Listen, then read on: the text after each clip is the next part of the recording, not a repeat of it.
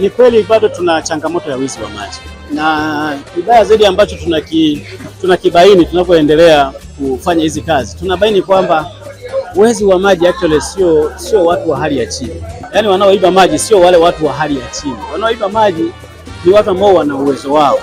Kuta mtu ana jengo kubwa, ana matumizi makubwa, ana hoteli, ana nini. Sasa unakuta wale ndio wanafanya sijui na ambao wana taratibu zao, lakini unakuta wanaiba maji, wanatoa mita ili maji yatumike bila kusomwa, au wanatengeneza mitandao ambayo tunaita ni bypass, kwamba maji yanayotumika kwa wingi hayapiti kwenye mita, anakuwa na sehemu nyingine ambayo amezungusha kiasi kwamba maji mengi yanatumika bila kupita kwenye mita. Kwa hiyo tumekuwa tukiwakamata mara kwa mara, na hapa ni washukuru sana wasamaria wema ambao wameendelea kutupatia taarifa.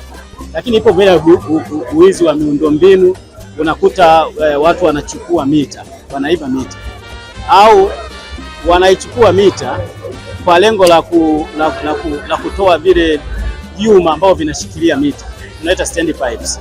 Zile ndio wanaenda kuziuza kwa watu wenye vyuma chakavu.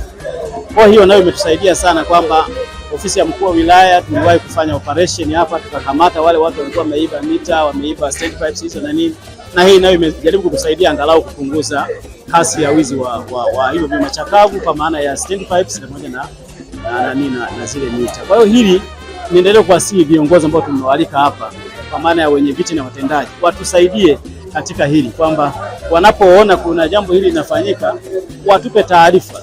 Na niseme tu kwamba yule anayetoa taarifa ambayo tunaithibitisha kwamba hapa tuna wizi wa maji, TUWASA sisi tumetenga shilingi 100,000 kwa ajili ya kumpa yule mtu ambaye atatupa taarifa itakayothibitisha kwamba kweli hii ni ya wizi wa maji na muhusika kakamata.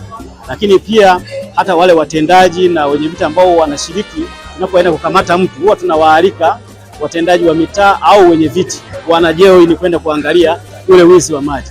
Kwa wale pia tunawaangalia katika kuwawezesha kwa kazi nzuri ambayo wanatusaidia kufanya. Niendelee kuwasihi kwamba wananchi wajiepushe na wizi wa miundombinu, lakini pia wizi wa maji katika matumizi yao ya kila siku.